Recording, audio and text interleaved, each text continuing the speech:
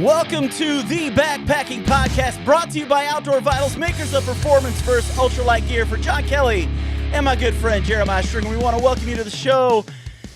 Jeremiah, how we doing today, my friend? Hey, man, we're doing well. Happy beginning of the school year to everybody. I've been seeing a lot of pictures on Facebook of my kids this age, that's this year in school. My favorite thing to do, like your daughter's was my favorite thing to do, is reading, and your son, he likes to play with his friends. And actually, that's where they both are right now. They're both two doors down playing with a friend, and their mom's watching them so that I can record a podcast. Well, shout out to her. Let me say a quick word from our sponsor, Outdoor Vitals. We're the Backpacking Podcast, brought to you by Outdoor Vitals, makers of performance first ultralight gear. And they have a pre-sale coming out. If you want to reserve your preferred size and colors for this new clothing line that they have, the Mountain Pursuit line, you can do that now. It is live. As soon as you're hearing this, it's live, it's going. And if you're a Live Ultralight member, you're still going to get that 10% off. But right now, there's no other discount. So if you want a discount, sign up for that UL membership. They got multiple things coming. The two soonest things are some new Altura Dynamic pants and their Pursuit Hybrid fleece. And I've laid eyes on both of them. I haven't had hands on them, but I can't wait to try that fleece. Dude. That fleece, man, I'm telling you right now, I am genuinely wanting to see that fleece. That thing looks awesome. I had a private meeting with one of the representatives of Outdoor Vitals that we work with, and she went through like all the features on the fleece. And we'll talk more about it, I'm sure, during one of the shows. And then one other thing, if you are out west, PCT days, Outdoor Vitals is going to be there in person. They're at booth number 40 at 11:30 on Saturday. They're going to have a free gear raffle. So you can enter that drawing, win some gear. They're at Cascade Locks, Oregon. And if you're there, you're going to be the first person to see the new Shadowlight and the Mountain Pursuit line. Actually get your hands on it and see what it's like. Man, so we haven't even seen the new Shadowlight. I have never seen it. Although I think I've seen it in some pictures. And if it's what I think it is, it looks pretty cool. So exciting stuff coming down the pipeline. Long story short, with Outdoor Vital, we're so happy to continue to be sponsored by them and trying out all their gear and giving you all feedback and telling you what's awesome. Yeah, and I want to give a big thank you to Derwin Off the Rails for the first super chat of the day. JK, he won't stop sending those feet pics. Tell him to stop. My eyes are burning. Oh, man, I'll never live down the feet pics. Everybody check out my Instagram. You got to stop, Jeremiah. You got to stop. So funny. So funny. Somebody just asked the question, so why are we in this channel? No bad news, please. Oh, no, there's no bad news. We're just airing in 2 locations today. There are a lot of people who don't actually subscribe to the Backpacking Podcast channel, so we're actually using my channel as an extra outlet to get some more views for the channel. So check it out. If you're watching on my channel, it might be a good time to go ahead and get subscribed to the Backpacking Podcast YouTube channel, and let's get those subscribers up. Jeremiah. Yes. So today I'm on Facebook, and I see this thing. It's this picture. And it's from the Somerset Insider. Oh, my gosh. Do you know what the Somerset Insider is, Jeremiah? Dude, I think this is ran by somebody in town. I don't know if he's a lawyer or what, but he comes up with these news stories. I'm using air quotations. Oh, yeah. It's a satire page. It's a big-time satire page. Well, today I get on there, and there's like a 6-foot salamander on this bench. And it talks about people were in Lake Cumberland and were terrified when they saw what was pulled out of the Cumberland Lake. And there were some people the best part about these pages, this is my absolute favorite thing. The best thing about these pages is the fact that some people take them seriously.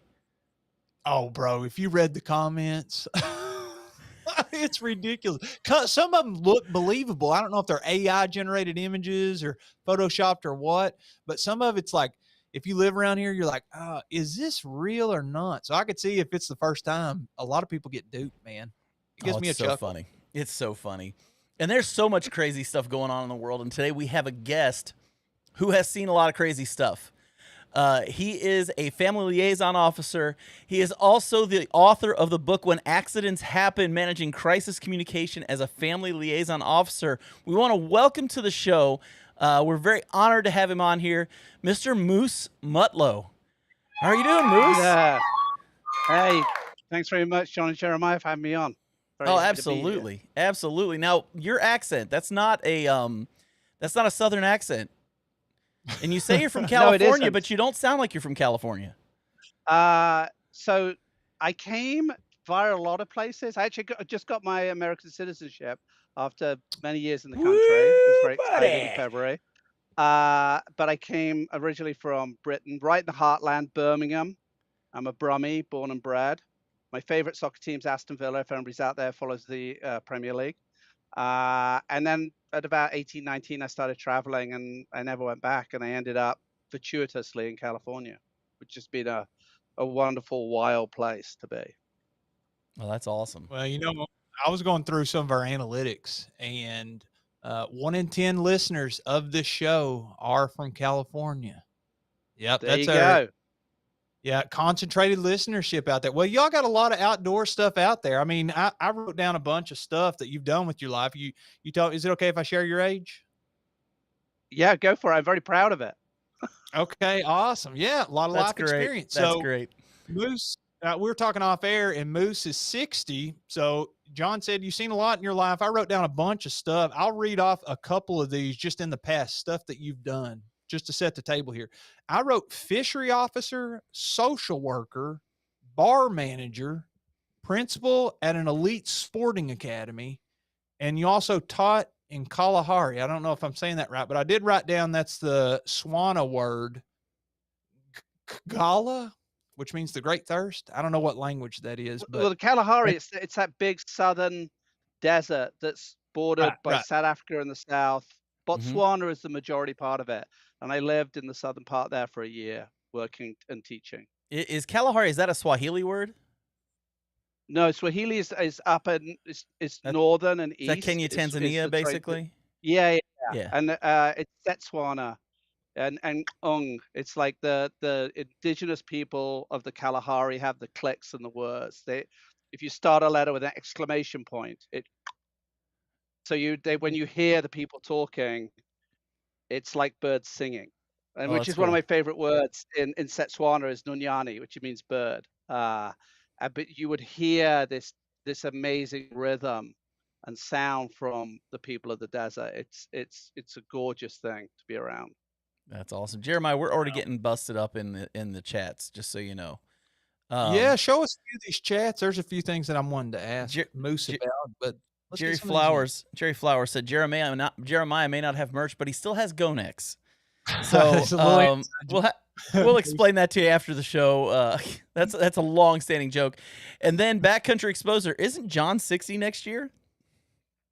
Are Come you on, 60 Devin. next year? No, I I'm thought I was 51. I'm 51. 51.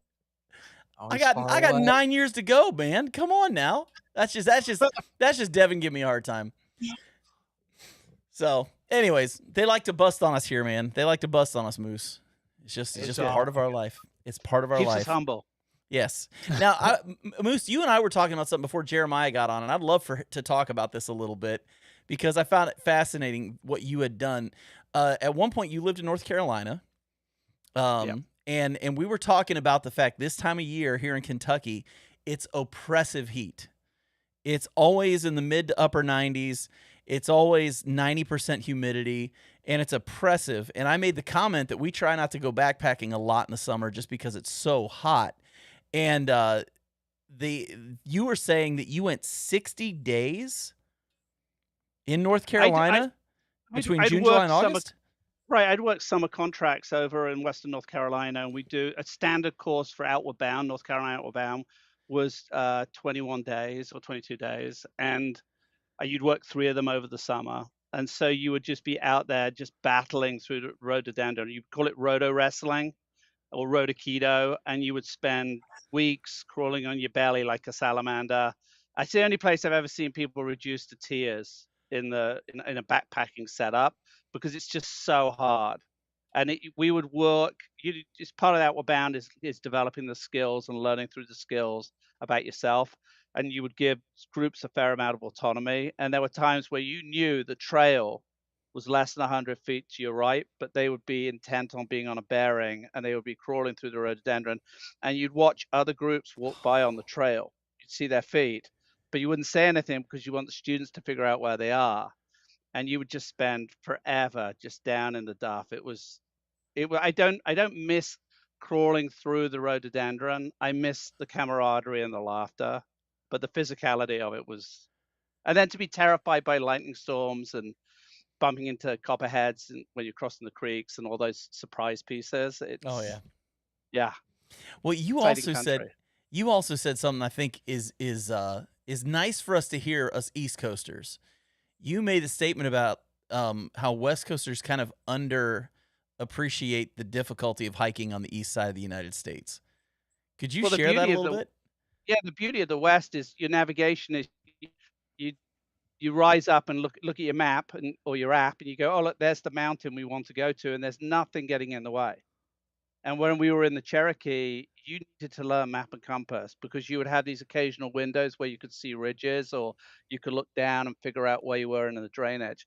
But you were just hemmed in, and the steepness of it, and the frequency you step on yellow jacket nests, and all of those pieces. That's the eastern forest. There's snobbery. Every local has snobbery ultimately, and dismisses these other places they maybe don't know as well. But for tough terrain, Western North Carolina, that eastern side of Kentucky, the running up and through Tennessee, northern Georgia. I've been in the rainforest, and I've been in desert, and I've worked in a lot of different environments. North Carolina is that area is particularly challenging. We have we got a love-hate relationship with the roadies, the rhododendrons here. I mean, you hate them when you have to like make your way through them. But bro, if there is like a cliff over here and the only thing between you and falling off that cliff, the cliff is the roadies, that's when we absolutely love them. I'm like, gosh, I am so glad that these here, because if I fall, I need something to grab. Well, you see, and also when they flower, at that moment, I used to take a step back and realize this giant tree thing had this amazing beauty that's really hard to see when you're underneath the waxy leaves. And you're right about that idea of safety. I mean, I remember doing an evacuation during a lightning drill in the Cherokee where we were running on top of the rhododendrons to get off a ridge. And every sort of people would hit holes in the rhodos, and you would drop down to where the ground really was. And it was tough, but amazing. And that's the Eastern Forest. I think the Eastern Forest, like that whole Mount Mitchell area, if you want to figure out what the ecotones are from the ground up to the top of Mount Mitchell, the tallest part east of the Mississippi, you have to go all the way to Manitoba. So you have that range in that Eastern Forest of all of those ecosystems, animals. It's such a rich, nuanced landscape and so much history. These forests are old. Yeah. Is it true that you can't cook over, like if you had a dead roadie and you sawed it up and wanted to cook over it, is it true that you're not supposed to cook over them? That's what I've always heard. Like the smoke, I don't know if you call it poisonous, but I don't know if it taints the food. Have you ever heard that, or is this just made up? I have heard that, but I think it comes from the fact that most of the time you're sawing up something that's alive and you're trying to burn green wood, and it's useless. And finding good wood in the Eastern Forest is always a problem anyway. So I think it's one of those things that probably may have a trace of truth within it, but I don't know for sure. Okay, so get this. I actually looked this up. I was like, you had me curious because I'd heard it too, but I never actually looked it up to see. It is generally not recommended to cook over rhododendron smoke. Oh, there you go. While the wood itself might not be as toxic as some other parts of the plant, there's still a risk of ingesting harmful compounds, especially from the smoke. So there you go. Yeah, and so you think. Go ahead. Think about those fires that you've experienced in the East in the last few years, and that mixture of timber that's in there. It's just an example of that wildfire hazard, that just the intensity of that experience is compounded by the pollutants. Yeah, Yeah. Somebody was commenting they couldn't tell what I was drinking. It is a Dr. Pepper zero sugar cream soda. So sorry, it's not a Foster's. Somebody thought that was a Foster's. I was like, nah, no, we're just going with the diet soda today. But Well, you know, I'll throw it speaking out of there. Foster, and these comments, Foster, that's an Australian beer, right? Right. Oh, it's very Australian, but it's a I would call a junkie beer. Like it's not really that good. It's Like Pabst Blue it's Ribbon of Australia. kind of, and then you got to go down. There's another classic VB down south. But I love that idea in Australia when you were buying beer. It was in a bottle shop. You go and you would drive in. It would be get a slab of beer, and you would head off. And the social structure in Australia is very geared to the pub, very rich. And I I was was going to once ask in a you.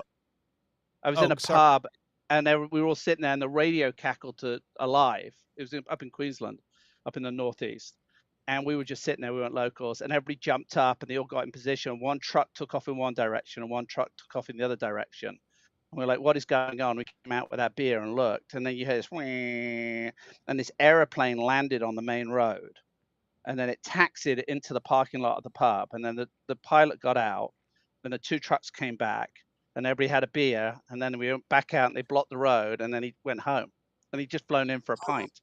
And that Oh was my goodness. that just defined Australia for me, the lunacy of it. Like, yeah. Well, I knew What year was this? Just out of curiosity, what year was this? 88. The reason it stands out is because in this pub, there's a couple of things that happened. Is Jeremiah wasn't we had even alive yet. we No, had I met wasn't. someone who told this outrageous story about going up to catch a crocodile. And what he was going to do was he was going to go upriver on the Barron, catch a crocodile. It had like a third of its tail missing. And then he planned to have a friend of his fly over an airplane and drop out two giant inner tubes that he was going to inflate. And then he was going to put the crocodile on a raft, and he was going to raft it down the river, paddling it. And then he was going to sell it to a animal park. And it was just an amazing story. We just laughed so hard when he told it. And then we dismissed it as a wild story. And then we ended up meeting the pilot by accident. And the pilot was like, "Oh yeah, Lex had this crazy idea of like canoeing a crocodile down the river." And it turned out to be true. It was a different time. Yeah. Well, I seen people in the Wow. comments talking about your accent, and they're like, I couldn't tell if it's like British or Australian or a mix of both. How Oh, long? so it's called Mid-Atlantic. So it's nobody knows where I'm from. So I have an American cadence, so I've slowed down. If you want to tell the difference between Aussies and the rest of the world, everything turns into a question. They inflect at the end. And my regional accent in Birmingham is great where I come from. It's really, really nice. It's a really nasally. And then people sometimes think I'm South African, but South Africans clip their words. And that's yeah. So I have this sort of amalgam. Yeah. Yeah. Well, I know that Australians can't say the word no. It comes Nah. as nar. Yeah. I also there's another great one they have, which is which I use every so often. Bits of Australia slip out, and I said to my wife the other day, we were talking about how far something was away, and I went the way back, not just a little bit. It's a way back. So Yeah. it's a far distance, which I like that idea that you can, that all those little colloquialisms for each culture. Oh, that's Wow. great. I knew Australia spread out. I didn't realize you had to take. I didn't realize it's like Alaska. You got people taking planes just to go get a pint or deliver crocodiles or whatever y'all are doing. So Australia scale, if you took Australia and you dropped it on the continental US, it's essentially the same landmass. Oh yeah, it's big, but a lot of desert though, right? It's mostly uninhabited. Huge amount of well, it had people in it for a long time. It's like got this rich thousands of years of occupancy by local people, but it's the landscape is this sort of richness of. I worked a lot in the rainforest, northern rivers, and down the snowfields, and it's an amazing landscape. And the having worked in different countries, Australia is the one place where I remember being a guide and looking at what my training was going to be, and he said, "Okay, the next thing you're going to have is what happens if your student is taken by a crocodile." And I was like, "What?" That just got really serious. And we had a rule that whenever you camped up in the north, you camped closest to the water. So if the crocodile came up at night, it would take you before the students. That was a Oh good my sobering goodness. view of managing the landscape. Yeah. Okay, well, take us Wow. through it. Let's say, hypothetically speaking, that you're our guide. So, for those that don't know, you've done a bunch of guided trips, Yeah. but let's say you're our guide and you're taking John and I out. We're in crocodile country. The crocodile gets me, gets my legs, trying to tear it off. It's doing the death roll. What's the protocol as you as the guide? Or I do can you have answer a that, Jeremiah. I can answer that.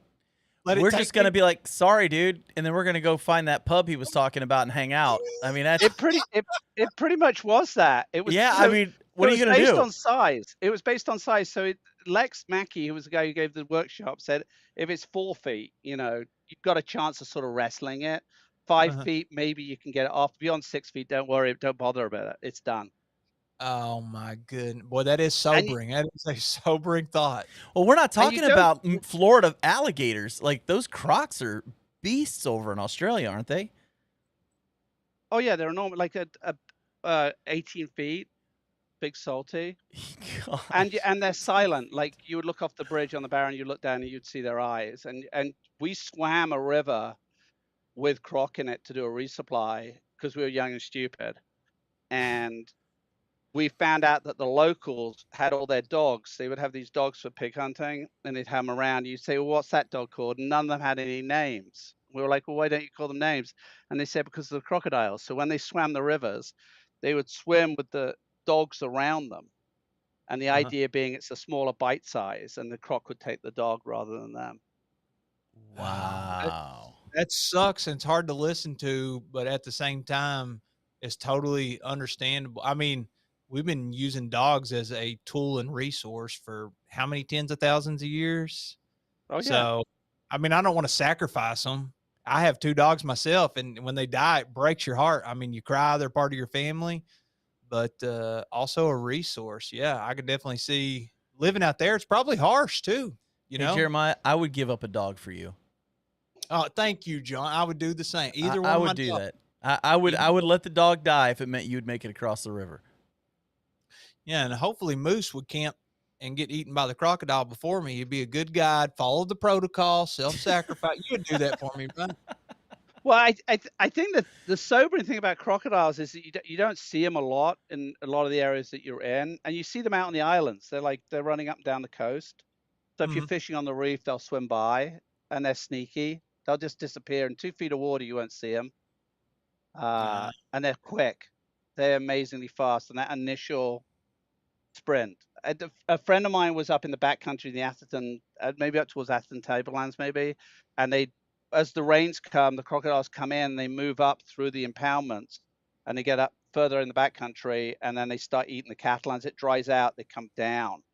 And he talked about coming over a dam and putting his leg in the hole of the crocodile. When he'd come over the top, he pushed his leg down in the dam and then sort of slid it down, and he could put his whole leg in the hole. So his leg was 3 or 4 feet, 4 feet long. So you think about that on an animal that weighs 1,000 pounds. What do you well, first of all, let me say Man. the record should show that Moose avoided the question of getting eaten instead of me. He swiveled and answered a different thing. It's liability, Secondly, mate. That's the way it goes. I get it. I get it. So let's say I didn't think we are going to be talking about crocodiles today. I had no idea when I woke up today I was going to get a crash course in surviving crocodiles. But what am I supposed to do? Let's say it's got my leg. It is a 10-foot gator. I mean, a 10-foot croc, and I don't want to be eaten. And I'm going to do everything I can to fight back, even if it means it ripping my leg totally off. What is there anything? Am I supposed to gouge the eyes? I'm assuming their biting Well, power is insane, so I'm not going to be able to pull the mouth apart. right. So they've got an armored eyelid. So you can't gouge their eyes. They've got a slit behind their eye, apparently, that you can get your fingers in. But I think you're being thrashed around. There isn't much truth. Well, the survivability that people have had quite often has been somebody coming to the aid and distracting it and wrestling it. Uh-huh. But there was a death maybe beginning of the year with a guy who fell off a bank, failed when they were fishing, and they both fell in the water, him and his wife. and he got his wife up and out the water, and the croc took him as he was pushing her up the bank. Oh So my gosh. it's a million-year-old design. It's designed to be very successful when it needs to be, which is the natural world. You think of all of these animals that we see, like the East with the black bear, what an incredibly successful omnivore. It's everywhere. The coyote, coy wolf, all these sort of animals that have the ability to adapt and to this changing landscape. And the great thing about crocodiles is they don't necessarily adapt, they endure. Mm-hmm. Yeah, And there's the a reason crazy why thing is, we've got these genetic people that are trying to bring back dire wolves. It's like, let's bring up really large wolves that are extremely dangerous, and let's just, that makes sense. Well, it's a great side thing to look up. Is look at the hybridization between coyotes and eastern timber wolves in the United States. That is a fascinating genetic thing that is happening, and the whole red wolf population in eastern North Carolina. There's much more interesting things that are happening right now than this sort of bringing back this animal that is long gone. Yeah. Definitely. We'll write down potential future guest, coyote/wolf expert. That could be an interesting person to talk to on here. I don't know. Well, I'll tell you what, John, if you want to see if we got any comments, anything to address in there, and then I would love to hear about some of these search and rescue missions that you've led or participated in. It's good, bad, ugly, funny, sad, whatever you got. I'd love to hear some of the experiences. But John, I mean, most of them are just people commenting on what's been going on. J Flow's on here saying self-preservation, you're on your own. It says death is a cycle of life, but yours to a crocodile. We got Doc Watson saying like a bear, poop him on the nose. And then this one was funny, or not funny, but true. A hippo would destroy a crocodile. Oh yeah, hippos are really unnerving. When you hear and it's right by you in the reeds, it's super unnerving. And they run at 35 miles an hour. I've gone head to head with a hippo in a Land Rover and backed off. Been very clear that that enormous gait and its bulk is not something to mess with. And then you'll hear them at night. They'll graze right by your tent. You're like sitting there in your tent, you're like, hang on, that's something very big. And you realize there's this 1.5-ton animal just quietly grazing right next to you. Yeah, I got to go to, I was in Tanzania years ago, and I got to go on a safari where we saw these hippos. And you don't realize just the enormity of those things until you're actually near them and you actually see them. They are massive in size. And then you see these videos of people throwing like a watermelon or a pumpkin in their mouth, and they just clamp down on it like it's a gummy bear. It's unbelievable, their bite strength. They're fantastic. All of that stuff, when you see it for real, as you probably experienced on your trip, is so much bigger than what you see in a zoo or wildlife park.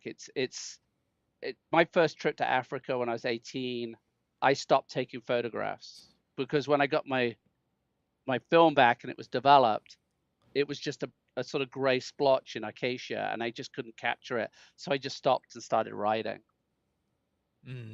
Yeah, I could see that. I could see that. All right, let's build up a little bit about this search and rescue. So, like we said earlier, you've done a ton of things in your life, even stuff we've talked about off air that I haven't even mentioned. It says that you worked 25 years in national parks and Yosemite SAR Search and Rescue. We're all around the world. John, I don't know if you showed his book. Moose is also an author. The name of the book is When Accidents Happen, Managing Crisis Communication as a Family Liaison Officer. And by the way, if people wanted to purchase that, they get it on Amazon or your website? On Amazon, yeah. Yeah, Amazon. Okay. Amazon. So you all definitely check out his book. Let's cover some of the stuff that you talk about in there and managing this crisis. So first, let's address how much experience do you have in search and rescue? Like, what all have you done? You started out, I assume, volunteering with the crew or something, and then through the years, you've created so much experience that you started leading, and now you've seen a lot. So I started as an outdoor guide you're always around accidents because you're the professional in the field, and it's either your accident you're dealing with your group or somebody else's group. So I did a lot of work all around the world responding to things as part of my job or as adjacent to an accident. And then when I got to American national parks, and particularly in Yosemite, I got into the search and rescue team because of my proficiency in water. So my background is an expedition paddler. I got my wilderness first responder. I was an EMT for a long time.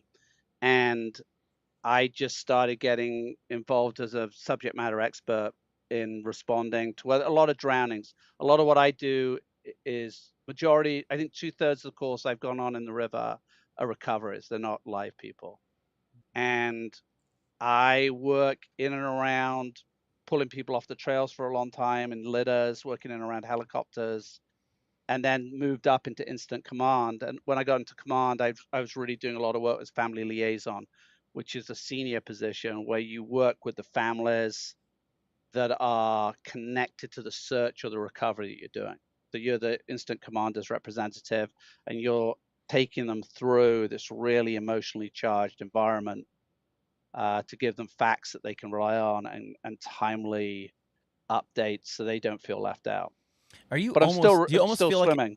Do you almost feel like a counselor in those situations, trying to help people come to grips with what's going on at times? Or It kind of I've got a background in counseling and sort of the therapeutic background, but we're an administrator. We're a kind administrator in this horrible thing that's happening. They've lost a loved one, and what my job is to not cloud facts with too much emotion, but to acknowledge that they're in an emotional state and manage it.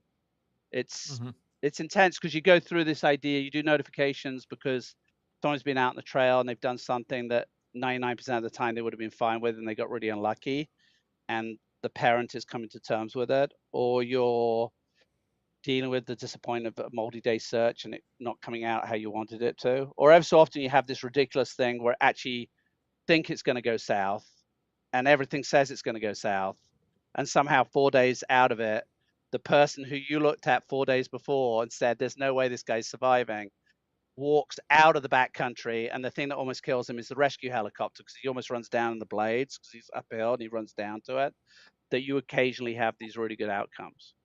But in wow, Yosemite, we Okay. run about 220 missions a year and run 12 to 20 fatalities. wow. So Well, there's not many breaks for you guys then. No, it's pretty much all year round. I think last 2 weekends ago, I did 2 fatalities, call outs. And then I do consulting with other parks on recovery and trying to figure out methods to search or to release bodies when they're trapped in the water. Wow. And now, it's unusual in the States because 99% of the people who run search and rescue are volunteers. They don't get paid. They're volunteers. Your local county group, that they're giving up their time, their training. They're an incredible service to communities. I get paid because it's under the national parks have an emergency hire where you can come onto the payroll because of a specific skill set, and then you earn money at that point. I see. Is there anything that comes to mind that if we can stay respectful to the family's privacy or the person involved, we definitely want to do that. But is there anything that you can share with us publicly that maybe you were boots on the ground and, like, for example, you mentioned a person that you're like, there's no way, like, take us through basically, I guess you call it the Reader's Digest version here because I want to hear I multiple things. But yeah, take us through, like, what's in leading this you to believe those things. I don't know if something specific comes to mind, and then the payoff to that when you actually find somebody.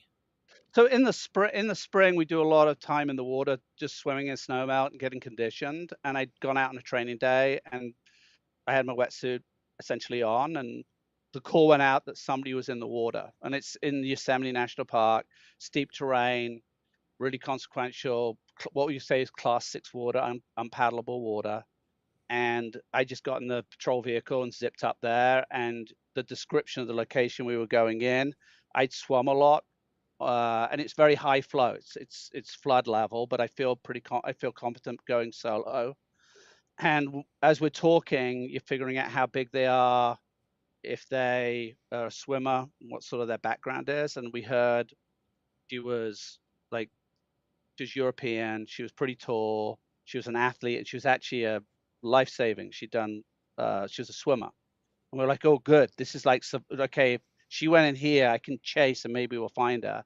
And then as you go through the conversation, you realize that the accident happened an hour before, a mile and a half up the trail. And she's gone into an unsurvivable piece of water, but you still dispatch and you run up. And we worked that scene for like 2 hours, maybe.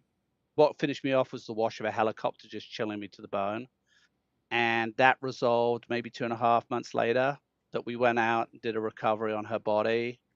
But you're out looking, you're trying to figure out where she could have ended up. We found her rain jacket, actually, and then we sort of scented, and we got an idea that there was a body nearby, and it was right in everybody's view. People had probably been taking pictures, and she just looked like a rock.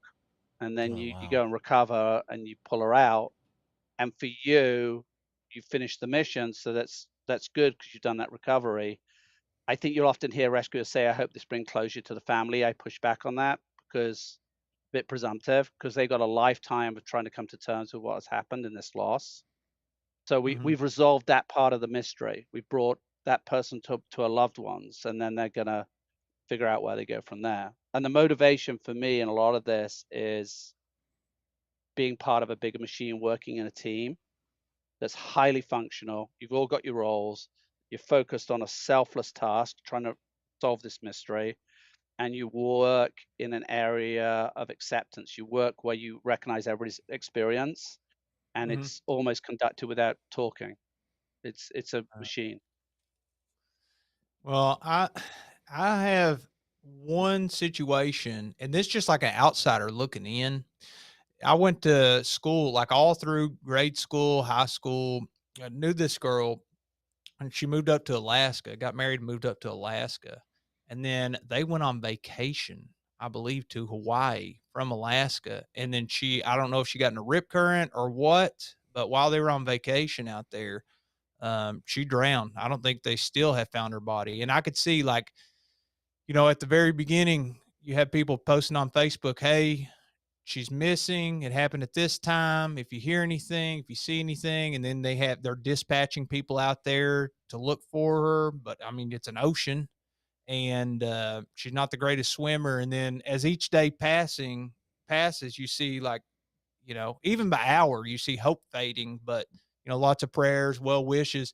And then finally, I don't know how, maybe the protocol, how, I'm sure it's circumstantial, but how do you make the call to be like, okay, the search is finished? I know it's different, like water versus somebody could survive for weeks in the woods under the right conditions. But what goes into making the call, saying, I okay, we're wrapping, Well, and then working with recover? families, you have to shift them from this hope and optimism to reality, and that can happen. As a family liaison officer, you're negotiating that with facts.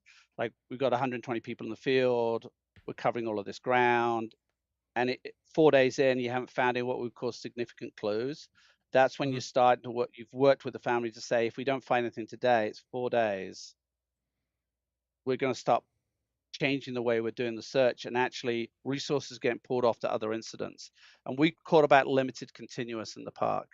And it's a really hard thing because quite often that's the time at which, when the agency stops looking, the family then go on Facebook and appeal for searchers, and they try to maintain it themselves. And sometimes mhm, they're successful. And sometimes they're actually, there's fraud involved, that people come in and promise things that they can't possibly deliver. Mm. Um, mhm, and it's hard. It's that point at which we'll look at the reality of, in water, it's pretty quick whether you've survived or not. It's, mhm. if you haven't got flotation and you're a rip current, you're not going to swim for 4 days. Right. If you've got flotation and a cooler, maybe you can last a bit longer.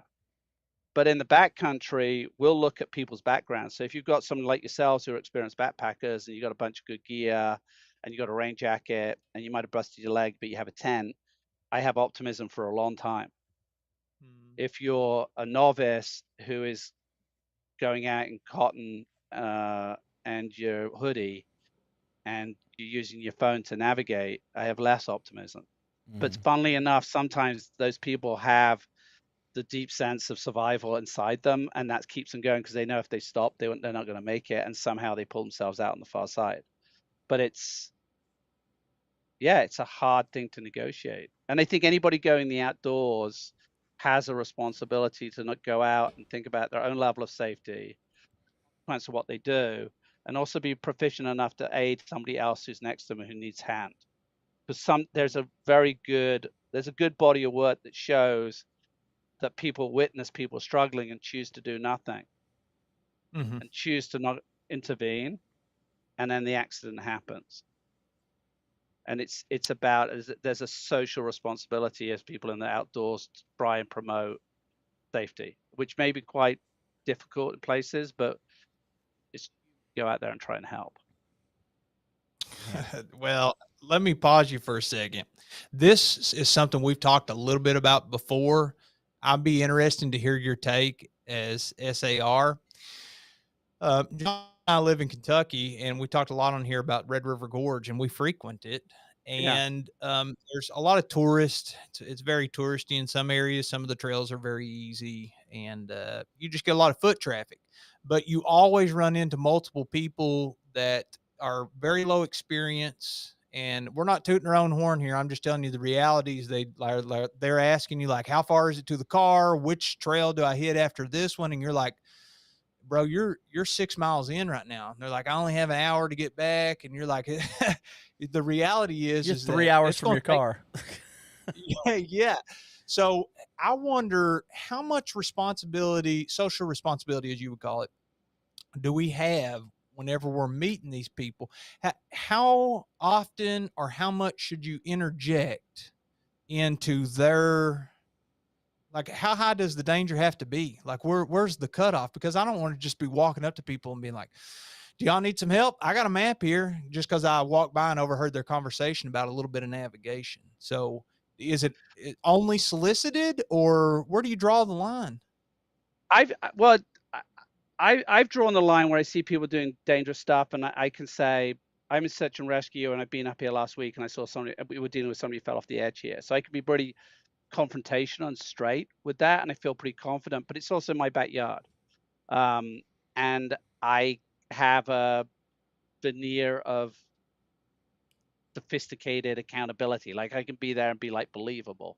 I wouldn't say everybody. I think that often I'll look at people, and the first place to get to them talking is to ask them a question and say what your name is. I'm Moose. I live locally. I love this trail. Is it your first time on the trail? And you sort of start it as a conversation, and then I'll talk about the way I learned, which was cotton.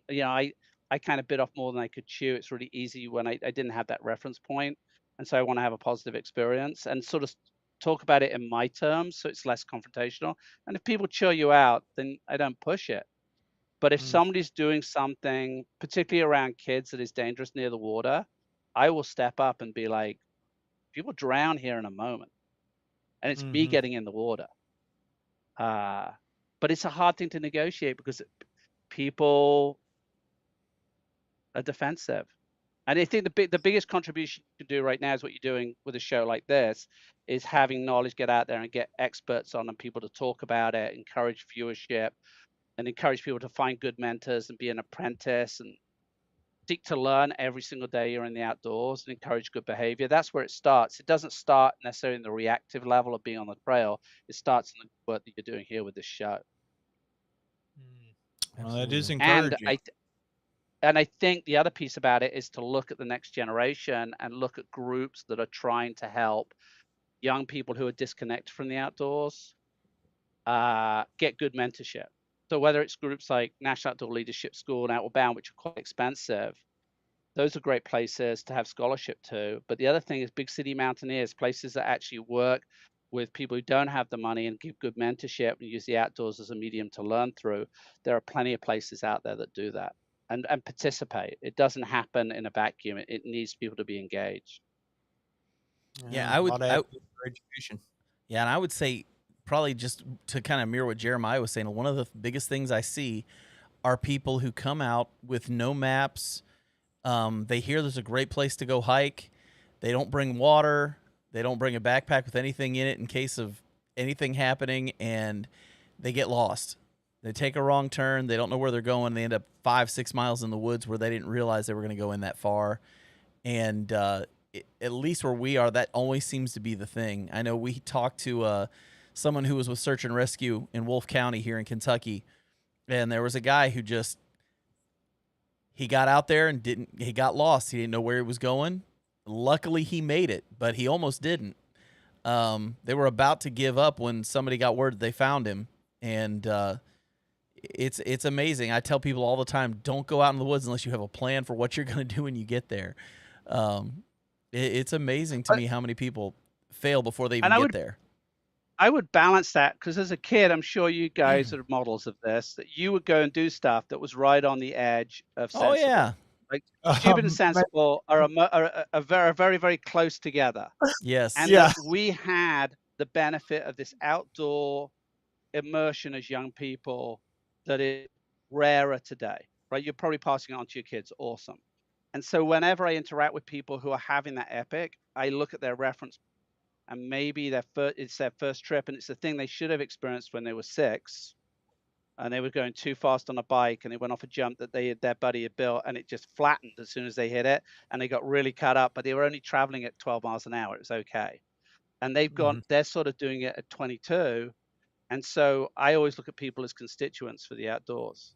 Can I find a way to negotiate the defensiveness and still preserve the fact that they want to be out there, because we need people out there. Absolutely. And it's hard. I haven't got a magic formula. I do know that what I would say is there are trails in Yosemite that I do not go hiking in busy season, because all I would be doing was stopping people and being freaked out, and it would destroy their experience and mine. So I'm not out on the Falls Trail in June because it's too scary, because people are doing stuff all the time. But having said that, people aren't falling off the edge all the time. Yeah. What's causing all these people to fall off the edge? Are they taking selfies? They just slipping? Do they need to let their legs hang off so they can take a picture, or what? The selfie part, there's a disconnect between the way in which nature can take you in a moment. Like I said to somebody the other day, I said there aren't a lot of drownings in Northern Australia, and that's because you're really careful around the water, and because of crocodiles. So you're not going in the water a bunch, right? Yeah. You've got a consequence that if you're standing on the edge of a waterfall and you feel like you're the strongest thing in the world, you don't realize that one slip on a little mossy rock and you go off a 70-foot cascade or a 350-foot cascade, you're done. And I think there's a disconnect in the reality of it, and also there's an unfamiliarity in what I call outdoor kinesthetics, which is what we develop at 4 and 5, running around, falling off stuff. If you're learning that at 22, it's a tough learning. It's a tough way to learn, and you don't have that intuitive bank of information that you can't even put your finger on, but you've built over years of doing semi-stupid stuff. You put yourself in a very consequential position without having the background research and apprenticeship to recognize it's dangerous. Absolutely. I agree. Well, we got a comment on here, Jeremiah, that we need to post. Oh, yeah. Is it by Jeff? It's by Jeff, and it says, "It's that time." Oh, well, hopefully this will make us a little happier. We were sorry about that. Evening, but I think Jeff is hitting at some pooping. Do you have any quick stories of a rescue that would make us happy before we wrap up with some poop talk here? I do. There were 2 guys that went out in the winter in a big storm. They were reported missing, and they was very mysterious. The spouse would not really tell us what was going on, but they went to one of the ski area in Yosemite, and they headed out on the edge of a big storm. And eventually the investigator got it out of them that they were looking for buried treasure in the backcountry, which is like Fern Fen, I think, buried stuff in New Mexico, Colorado, had a book. There's a budget version of this. And these guys had decided, they'd looked at Google Earth. They found 2 trees that were a big X, because trees never fall across each other in the backcountry. Ever. Ever. And they headed out in the middle of winter with like 5 feet of snowpack, so they weren't going to be able to find the trees. And they headed off, and one of them instantly fell in a creek and got wet. They somehow made it through the night. They stumbled around, and somehow one of them had just given up. I think the dad had given up, been like, "Son, go ahead, leave me here to die." He stumbled out onto a packed track, which is a snowshoe pack. He found the rescue team. And the thing I love about it is that everything that they did, they were terribly ill prepared. They had no idea what they were doing. All they had was absolute optimism they would have a payday, but not finding these trees. And their sheer stupid toughness got them through it, and they self-rescued. And I love that. I think that there are a ton of stories like that out there where it's laughable because they somehow made it, and they absolutely should not. They should have absolutely died out there, but the gold fever kept them going. So that was good. Gold fever. Yeah. I like that. All right, John, you want to hit him with a poop question here? Yeah, so we had talked to you about this before. Do you have a good story? It I could be do. about you So- or somebody else. It doesn't matter. This is the greatest poop ever. I would go back to the Kalahari. We were up in an area called Cedillo Hills, which is in the northwest of the Okavango Delta. It has panels of art that you're nearly 1,000 kilometers from the ocean, and there are pictures of whales. So people had walked from there, from the central Kalahari, all the way to Namibia, seen a whale, come back and painted it on a rock. Amazing. Oh wow. And so we're up in this amazing area, and when you're pooping in that area, there's a lot of lion around and elephants. You're kind of careful so you don't go too far. And I wandered off to have my poop, and I pooped, and I turned around, and I heard this nee, and I watched this little beetle come in, and it was like a little helicopter. He came in, and he instantly checked out my poop, and I was like, pretty good service right now, all right? And he looked and checked it out, and I'm sort of looking at him and thinking, what's going to happen? And then he sort of moved about 30 centimeters, a foot away, and he cracked his wing case. Very distinct click, put his wings out. It's like a little helicopter taking off. The dust started kicking, and he took off and he left. And I was like, oh, that was interesting. And about a minute later, I heard a nyeh, come back, and there were two of them came back, right? Because they'd heard there was a fresh buffet, and they came in and they landed, and they proceeded to roll my poop into the little dung balls and take it away. And it was great because I sat out there for 15, 20 minutes watching this. And when I went back to the campsite, my friend was like, where the hell have you been? I was going to get worried. And I was like, you're not going to believe what I just saw. Come and check this out. And they were like, why would I want to come and look at your poop? It wasn't that impressive size-wise, but it was like the fact that you were having the natural world deal with it. And I was like, should I bury it? Should I bake it? And I was like, you know what? I'm going to give it to the dung beetles. They're geared up to do this. They've got a pint-sized version of an elephant poo to deal with. This is much more digestible. Yeah, it was a wonderful natural world experience. It's Long all live the secure in dung Sector beetle. 7. Oh, it was awesome. When it kicked off, it was like the click of its wing case is very distinct. And he started up and he was like, bum, bum, bum, bum, bum, bum, and then he sort of just took off and went like a helicopter away. It was gorgeous. I just stood there. I was just like, this is amazing.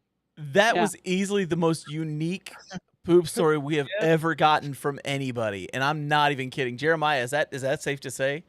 Well, I will add, also the first time I've heard about baking poop. I don't want that to slip through the cracks. I'm pretty sure I heard bake. Do I bury the poop, bake the poop, or dung beetle the poop?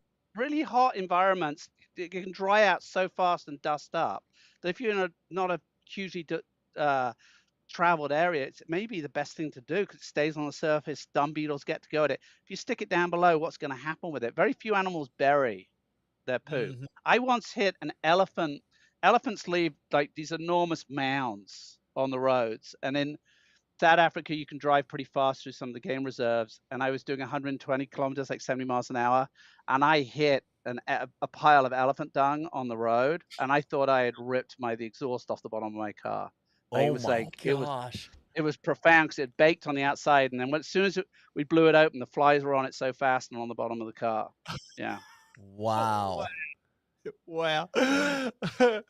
Well, he is an untapped well of poop stories, it sounds like. I am. Well, we didn't get to talk about everything. I don't think I got to mention that you also have a memoir about working in search and rescue. You have this book. Oh, is that the memoir? Yep. Searching, finding purpose, laughter, and distraction through search and rescue. Okay, fantastic. And that one's available on Amazon as well, I would assume. Yep. Yep. And if you guys want to, you can definitely go check out his website, where you can find all kinds of great information about what he does. You can also find out about his books. The website's a fantastic resource if you want to just find out more about Moose and what he does. And if you'd like to have him come in and speak for something, as you could see from today, he's a fantastic person to chat with. What was that website? MooseMutlow.com. Yeah. Moose Mutlow. How do you spell Mutlow? MUTLOW. MUTLOW.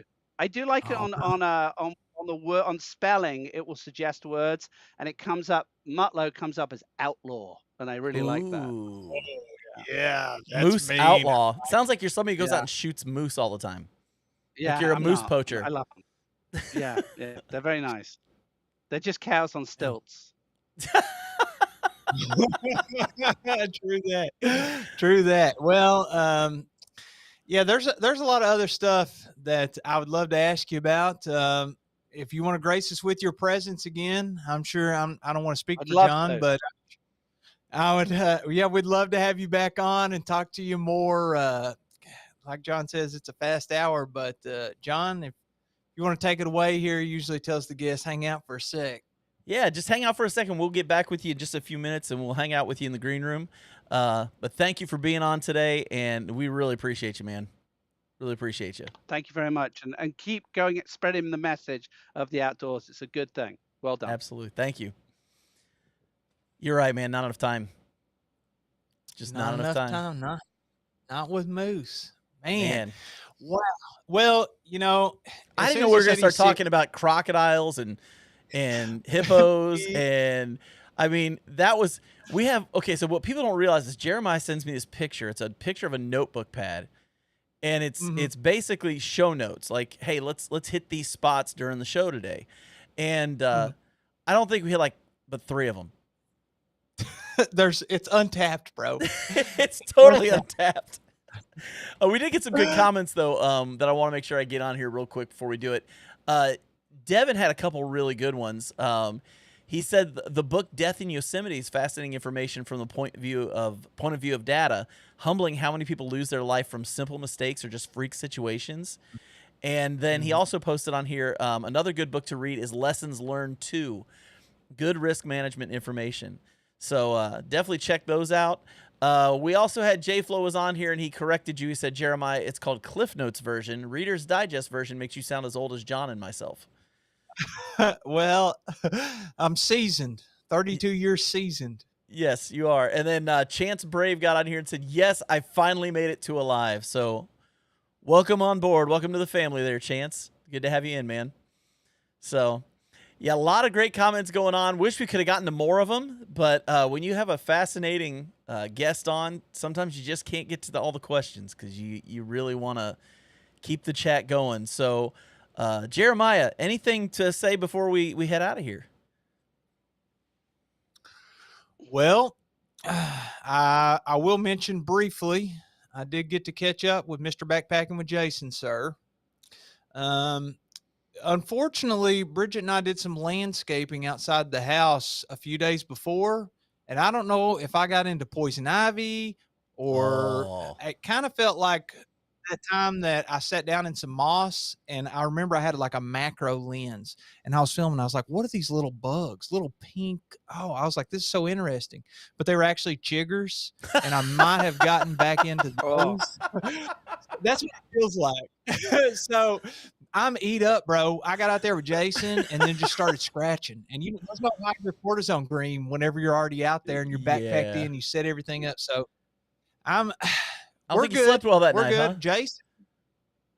Well, it's been a couple rough nights. That's okay. If anybody wants to see the trip, he hasn't published a video yet, but be on the lookout. Backpacking with Jason's his YouTube channel.